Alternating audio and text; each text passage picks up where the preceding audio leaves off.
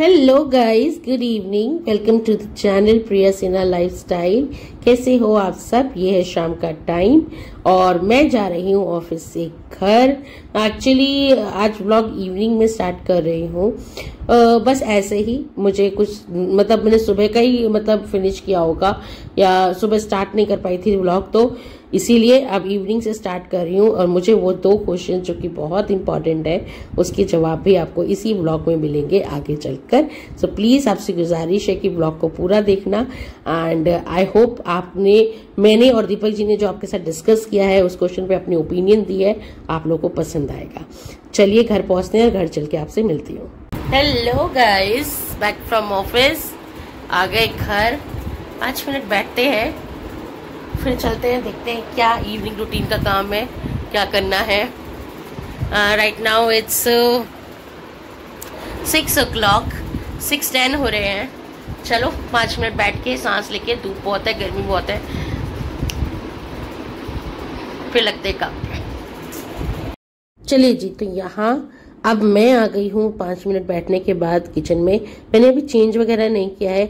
इनकी शाम को कहीं मार्केट जाना हो, नीचे उतरना हो तो चेंज मैं ऑफिस से आके तुरंत नहीं करती हूँ, सोने से पहले रात को करती हूँ। तो बस यहाँ पर मैं आलू लेकर आई हूँ सब्जी की टोकरी में से, क्योंकि दीपक जी से बात हुई थी, उनको खाना है दाल रोटी आलू की भुजिया। तो खाना बनाने की प्रिपरेशन करनी है, चाय भी बनानी है, पर चाय अभी थोड़ी देर में रुक के बनाऊंगी। जब दिव्या ट्यूशन से आ जाएगी तो सब कुछ एक साथ ही चढ़ाऊंगी। फिलहाल मैं कर रही हूँ तैयारी। यहाँ पर आलू धो के काटने की तैयारी, दाल वाल भिगो के रखूंगी मैं। गाइस, मुझे ऐसा लगता है कि अगर आके बैठ जाओ ना, अगर 5 मिनट भी आप काम पे से आके बैठ जाओ 5-10 मिनट के लिए, तो फिर आपका खड़े होने का दिल नहीं करता। ये मैं अपना पर्सनल एक्सपीरियंस कह रही हूँ। जो वर्किंग वुमेन है, जिन्हें घर का भी संभालना है, बाहर का भी संभालना है, घर से आके बाहर से आके भी काम करना है, जैसे मैं हूँ, मैं चाय तक अपने लिए बनाती हूँ, आने के बाद मम्मी के लिए, घर वालों के लिए, सबके लिए बनाती हूँ। तो ऐसे में अगर आपको एक टिप दूं तो ये कि आके ना बैठना मत। अगर आप बैठ गए 5-10 मिनट के लिए कोजी होकर, तो आपका दोबारा काम पे चढ़ना बहुत मुश्किल है। तो बेसिकली अगर आपका शरीर एक्टिव है तो लगातार आप काम करते जाइए। जहां आपने 10 मिनट का रिलैक्स लिया, नैप लिया, या आप बैठ गए कि चल थोड़ी देर में कर लेंगे ऑफिस से आकर, तो वहीं पर क्या होता है ना, वो 10 मिनट कब आधे घंटे में, 1 घंटे में बदल जाता है, और कब वो आपके 10 साढ़े 10 बज जाएगा, कब आपका वो टाइम खा जाएगा, आपको पता भी नहीं चलेगा। तो एक छोटी सी टिप्स दे रही हूँ, जब आपको लगे कि आप ऑफिस से आए हो या आप पे बहुत सारा काम है करने के लिए, तो please don't take rest in between the work, so कि आप लोगों को वो टाइम टेकन ज्यादा लगेगा। क्योंकि हमें नहीं पता चलता ना कि कितनी बार हम रेस्ट करने के नाम पे 10 से वो आधा घंटा हो जाता है या 1 घंटा हो जाता है। चलिए, अब मैंने यहाँ पर सब कुछ चॉप करके रख लिया है, सब कटिंग करके रख लिया है, दाल धो के भिगो के रख ली है। ये बनाऊंगी बाद में, पहले चढ़ा लेती हूँ चाय, क्योंकि दिव्या भी आ गई है ट्यूशन से। तो चाय यहाँ पर मैंने चढ़ा दी है। अच्छे, मेरे नेबर्स भी बैठे हुए हैं, तो उसके अकॉर्डिंग भी पहले चाय बनाऊंगी, क्योंकि आंटी चीनी की चाय नहीं पीती। तो वो चाय बनाई मैंने, साथ में दिव्या का दूध गर्म किया। चलिए जी, तो जब तक ये चाय तैयार हो रही है, मैं आपको मेरे ना अभी बनाते बनाते किचन में काम करते करते कुछ चीजें मेरे दिमाग में आई है, वो मैं आपके साथ शेयर करती हूँ। क्या है, आप मेरी किचन देख रहे हो किस तरीके से हुई पड़ी है, अभी बिल्कुल अनफर्निश्ड, और मैं आपको दूर से इसका लुक, कुछ इस तरीके से दिखती है मेरी किचन, बिल्कुल अनफर्निश्ड है। और मेरे दिमाग में अभी कुछ चल रहा है किचन को ठीक करने का। एक्चुअली अभी मैं इसको मॉड्यूलर तो नहीं बना सकती हूँ, semi modular, give me some time के साथ वो भी हो जाएगा। जब घर, मैंने पहले भी बोला, जब घर हो गया, गाड़ी हो गई, तो चीजें, घर तो कुआं होता है। मेरे पापा कहते थे घर कुआं होता है बेटा, जितने पैसे लगाओ कम है, घर को सजाते ही रहोगे तो उसमें कुछ नहीं होता। लेकिन हाँ, बेसिक चीजें तो करवा ही लेनी चाहिए। तो बस एक छोटी सी, बाकी सब कुछ ठीक ठाक है ही, थोड़ा थोड़ा काम है इस घर के अंदर अभी, वो धीरे धीरे टाइम के साथ करूंगी मैं। अभी कुछ चीजें हैं सर पर अभी मेरे, वो सॉर्ट आउट हो जाए, उसके बाद करेंगे वेल फर्निश। फिलहाल मेरा मन कर रहा है इस नॉन मॉड्यूलर किचन को थोड़ा सा ठीक करा जाए, इसको थोड़ी सी ठीक करा जाए, और कैसे ठीक करती हूँ वो मैं आपके साथ शेयर करूँगी। फिलहाल चाय बन रही है। मम्मी मैं आ गई।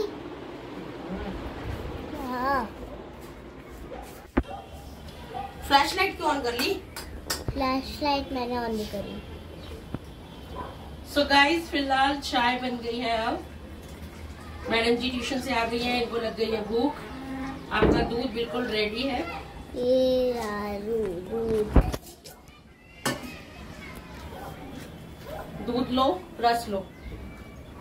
रस नहीं, मुझे बिस्किट चाहिए। ये आप लेकर चलो, मैं आपके लिए कुछ खाने के लिए लेकर आ रही हूँ। क्या लाओगे? कचरी बना देती हूँ। जा तू भी बैठ के दूध और ब्रश ले लो आंटी। अब चाय नाश्ता करवाने के बाद थोड़ी देर सबके साथ बैठने के बाद मैं आ गई दोबारा से किचन में, और जो दाल और सब्जी में भिगो के गई थी वो मैंने चढ़ा दी। नमक हल्दी डाल के मैंने दाल चढ़ाई, साथ में मैंने कढ़ाई चढ़ाई जिसमें सरसों का तेल डाला। तेल जब तक गर्म होगा तब तक दाल बन जाएगी। अच्छा, कुकर में से ना निकले इस वजह से जितना भी थोड़ा बहुत देसी घी था, इसमें देसी घी भरना है, डब्बा खाली हो गया मेरा, तो इसको वॉश करने के लिए डाल दिया। और जो देसी दाल ना निकले बाहर की तरफ, इसलिए उसमें मैंने थोड़ा सा देसी घी डाल दिया। देसी घी से स्वाद भी अच्छा हो जाता है और दाल बाहर भी नहीं निकलती।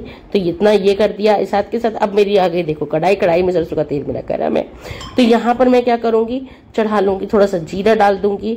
और आलू की भुजिया किस किस को पसंद है मुझे बताना, क्योंकि बहुत ही सिंपल और सबसे क्विक होता है जो मुझे को ऐसा लगता है। और क्योंकि मैं बिहार से हूँ ना, तो आलू की भुजिया तो बिहारियों में बहुत चलती है।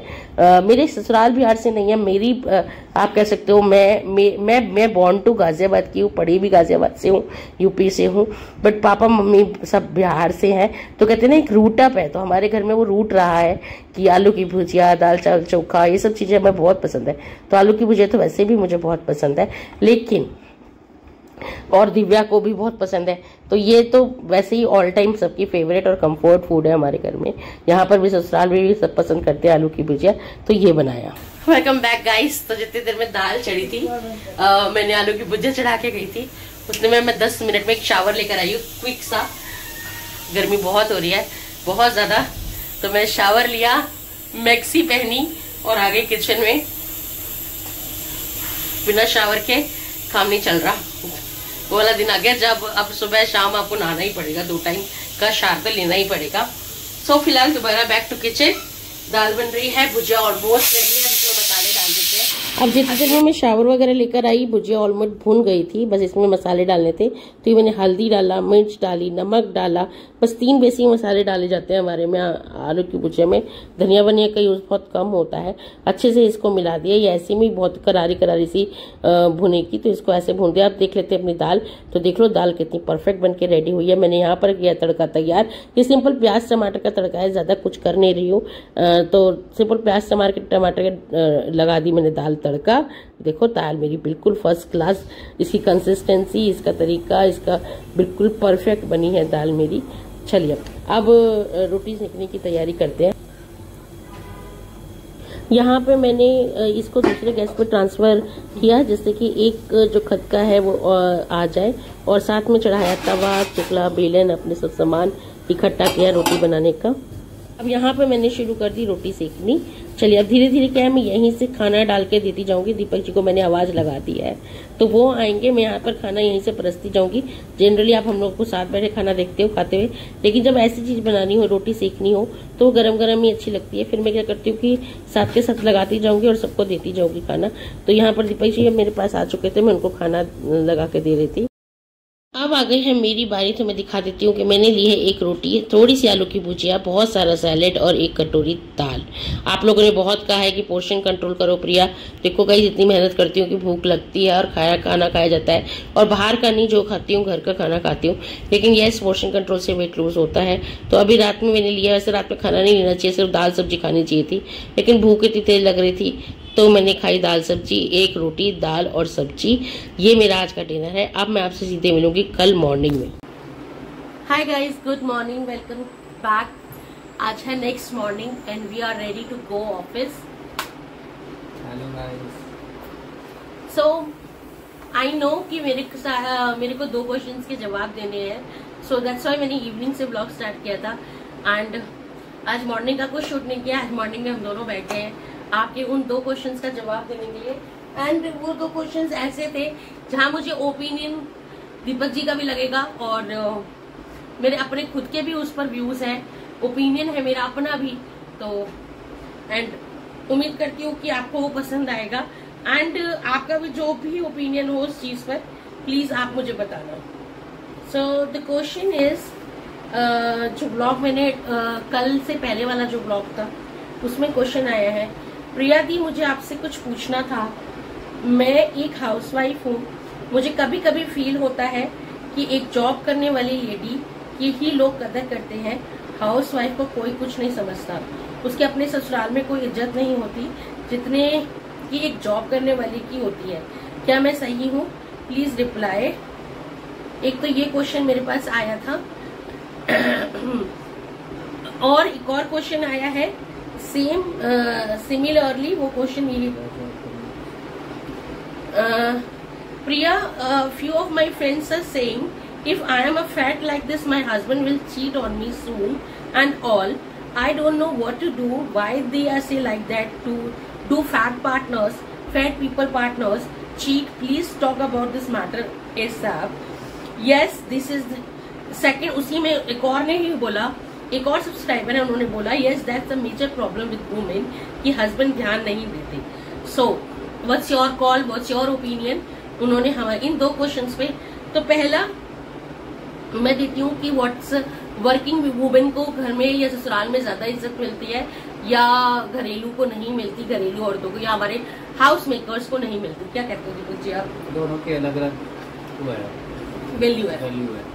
हाउस वाइफ जो काम घर को संभालती है वो भी एक जॉब ही है, तो जॉब करने वाली जो जॉब अनपेड जॉब है, जिसे हाँ वो घर इसकी कोई पे नहीं करता, लेकिन कुछ समझता भी समझना चाहिए कि क्या जिम्मेदारी है नहीं है, उनके ऊपर जिम्मेदारी समझ रहे, तो घर वालों को अपना उनको रिस्पेक्ट तो देनी चाहिए, क्योंकि जो माएँ हैं वो भी तो कभी ना हाउस वाइफ रहेंगी तो उनको भी ऐसा ही ट्रीट देने जरूरी है, तो आप भी वैसे ट्रीट करो। तो ये है कि आपको अलग करना चाहिए, उनको प्यार देना चाहिए। ऐसे होता है हर घर में थोड़ा बहुत तो दिक्कत होती है। तो आप इस बात को एग्री करते हो कि इज्जत का इस चीज से कोई लेना देना नहीं है? इज्जत का तो नहीं है, और बाकी वर्किंग वुमेन या हाउस मेकर्स को उनको नीड होती है, उनको जरूरत है, और उनको लगता है कि दोनों मिलकर करेंगे तभी कोई बच्चों को कुछ कर पाएंगे, कुछ बना पाएंगे, तो इसलिए वो जॉब करते हैं। जॉब करना किसको अपने बच्चों को दूर रहना पड़ता है, ये जरूरत होती है तो करना पड़ता है। अच्छा, अब मेरा क्वेश्चन इज कि हाउस मेकर को ज्यादा मिलती है और वर्किंग वुमेन्स को, हाउस मेकर को कम इज्जत मिलती है और वर्किंग वुमेन को ज्यादा मिलती है? डिपेंड करता है सामने वाला कैसे ट्रीट करता है। अब वो उनके घर वाले उनको ट्रीट ऐसे करते हैं तो उसमें तो हम कुछ नहीं कर सकते, तो उनके घर वालों को समझना चाहिए, पर वैल्यू दोनों की बराबर है और दोनों को ध्यान है। एग्जैक्टली। तो ये था दीपक जी का ओपिनियन। मेरा ओपिनियन इससे थोड़ा डिफरेंट है गाइस। मेरा ओपिनियन इस चीज में है कि इज्जत का इस चीज से कोई लेना देना नहीं है। मुझे लगता है इक्वल डिजर्व करती हैं हाउस वाइफ भी और हाउस मेकर्स भी और वर्किंग वुमेन भी, दोनों ही इक्वल रिस्पेक्ट डिजर्व करती हैं और इज्जत एक घर में मिलनी चाहिए। लेकिन आपका जहां तक मैं क्वेश्चन रिलेट कर पा रही हूँ, आप ये कहना चाह रहे हो कि एक घर में अगर दुरानी जिठानी या नंद भाभी या कोई ऐसा रहता है और एक वर्किंग हो और एक घर का काम कर रहे हो, तो आपको ये फील होता है कि जो वर्किंग वाली है लेडी है उसको ज्यादा इंपॉर्टेंस मिल रही है रेदर देन जो हाउस मेकर है उसको कम मिल रही है। तो मैं इस बात से ये बोलना चाहूंगी, कहीं ना कहीं आपको थोड़ा बहुत डिफरेंस देखने के लिए जरूर मिलेगा। होना नहीं चाहिए, बट यस लोगों के नजरिए में ये होता है। मेरा जो मानना है, जब तक 4 साल पहले तक जब मैं जॉब नहीं कर रही थी, ये सिर्फ इतना सा डिफरेंस है कि हाउस मेकर की जो थिंकिंग लेवल ऑफ थिंकिंग होती है या डिसीजन मेकिंग होती है वो, या जो सोच होती है वो एक बाउंड्री तक होती है, एक लिमिटेड बाउंड्री तक होती है, उससे आगे का वो नहीं सोच पाते हैं। जहाँ की वर्किंग जो वुमेन होती है वो घर के साथ साथ अपनी फैमिली के साथ साथ बाहर के लोगों की, बाहर की दुनिया को भी देख रही होती है, तो उसकी जो थिंकिंग का लेवल है वो एरिया बढ़ जाता है। तो उसके सोच में, विचारों में, डिसीजन लेने के तरीकों में या घर के अगर कोई सुझाव या ऐसी कोई चीजें हैं उसमें जो कंट्रीब्यूशन है वो थोड़ा हाउस मेकर से ज्यादा बढ़ जाता है, क्योंकि उसके ओपिनियंस थोड़े ज्यादा ब्रॉड होते हैं rather than the house makers.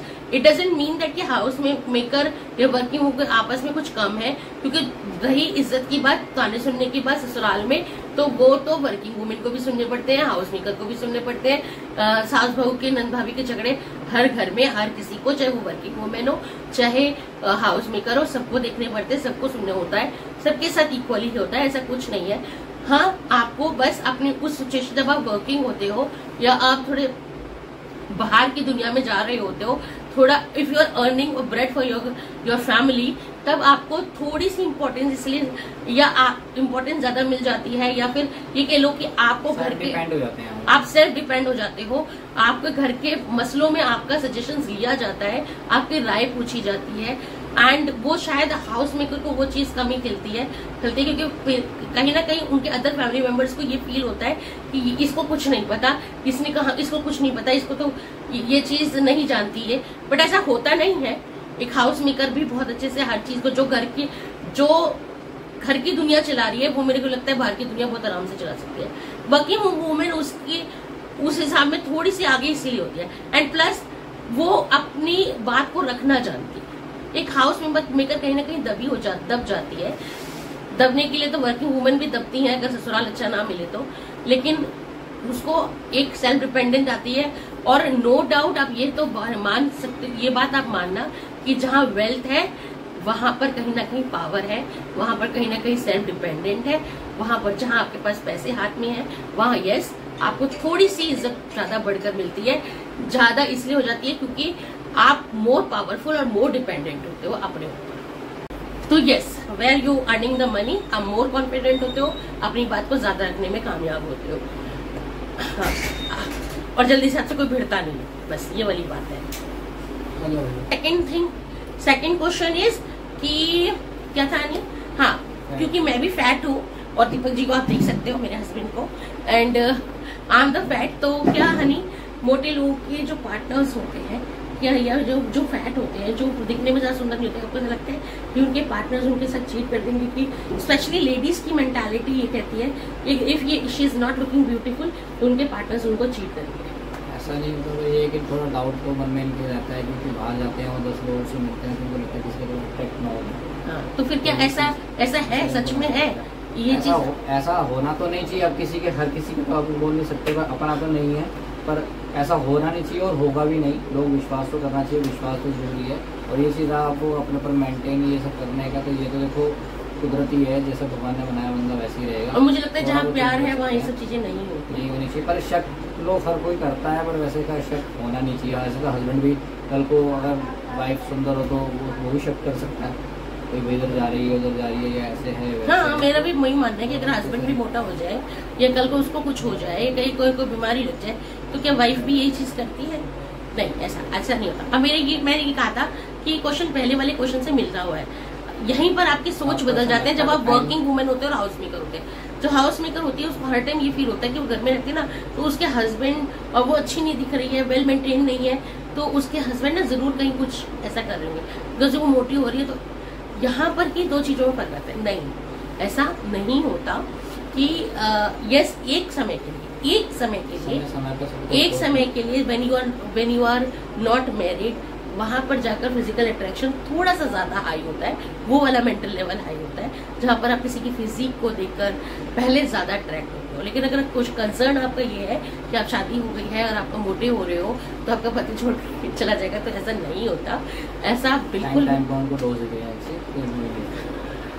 As per Deepak ji, husband को टाइम पे डोज देते रहो, कुछ नहीं होता है दीपक जी। बट तो फिर मैं इसको इस तरीके से कंक्लूड करूंगी कि ऐसा नहीं होता है। यहाँ पर आपकी सोच गलत है। आदमी शादी के बाद ज्यादा रिस्पॉन्सिबल हो जाता है। अब आपको उसके डिनर डेट की जगह उसको अपने बच्चों की फीस की डेट, उसके मेडिकल बिल्स की डेट वो याद आती है। मैं करेक्ट? वो ज्यादा रिस्पॉन्सिबल। हस्बैंड टाइम देना कम नहीं करते हैं, वो रिस्पॉन्सिबल ज्यादा हो जाते हैं। अब आपसे ज्यादा ध्यान हटकर उनका बच्चों को लेके जाना है, मम्मी पापा को दिखाना है, तो कभी किसी को दिखाना है, घर में कोई बीमार है तो कल कोई वैसा हो जाता है। एंड वो मेरे ख्याल से दोनों का ही हो जाता है। लेकिन हमें लगता है कि हम एक दूसरे को अब अट्रैक्ट नहीं कर रहे हैं। या मैं ऐसी औरतों में सबसे पहले यही आता है, उनकी सेल्फ डाउट इतनी ज्यादा हाई होती है कि नहीं मैं ऐसी दिखने लगी हूँ ना तभी मेरे हस्बैंड मेरा ध्यान नहीं देते। ऐसा कुछ नहीं है। अगर आदमी है आपसे प्यार करता है तो आप ही से करेगा। एंड जनरली हस्बैंड ऐसे होते नहीं है जैसे दिखाते हैं टीवी एंड उसमें कि किसी और को अट्रैक्ट हो गए कोई और, ऐसा बहुत ही कम होते हैं। ऐसा बहुत ही रेयर केस में होता है। नॉर्मली लोग, नॉर्मल लाइफ में नॉर्मल ही लोग रहते हैं एंड नॉर्मल गृहस्थी होती है उनकी, उनको घर परिवार चलाना होता है। वो ज्यादा पैसा आज के टाइम में एक बाहर की दुनिया में अपने आप को स्टेबल करके रखना, एक जॉब में बन के रहना, रोज पॉलिटिक्स देखना, रोज करना, आदमी फेडअप होता है इन सब चीजों से। तो अगर आके वो घर आके कोई सीरीज देख रहा है, टीवी देख रहा है और आपसे कम बात कर रहा है या फिर, तो इट डजंट मीन कि इट डजंट लव यू, इसका मतलब ये नहीं होता। एंड इस लाइन को मैं इस तरीके से क्लोज करूंगी कि शादी आपने आदमी से करी है, सुअर से नहीं, तो वो जगह जगह मुंह मारेगा, है ना? क्योंकि मैं करेक्ट, तो खुश रहिए, ऐसा कुछ नहीं होगा, ठीक है। एंड रही मेरी बात, तो मैं भी प्लस साइज हूँ, मैं तो प्लस साइज ही थी, मैं प्लस साइज ही थी जो शादी हुई थी। चलो, तो उम्मीद करती हूँ कि ये ब्लॉग आप लोगों को अच्छा लगा होगा, आपको पसंद आया होगा, ब्लॉग में कुछ भी अच्छा लगा हो, कुछ भी पसंद आया हो, तो प्लीज लाइक करना, शेयर करना, सब्सक्राइब करना। Till then stay safe, stay healthy and take care self guys, love you और बाय बाय। प्लीज लाइक कर देना, शेयर कर देना, सब्सक्राइब कर देना। अब मैं यहाँ से चलती हूँ ऑफिस, ठीक है, बाय बाय। ये वीडियो यहीं ओवर करती हूँ एंड नेक्स्ट ब्लॉग किस पर होगा, कौन सा होगा, बताएंगे आपको। बाय।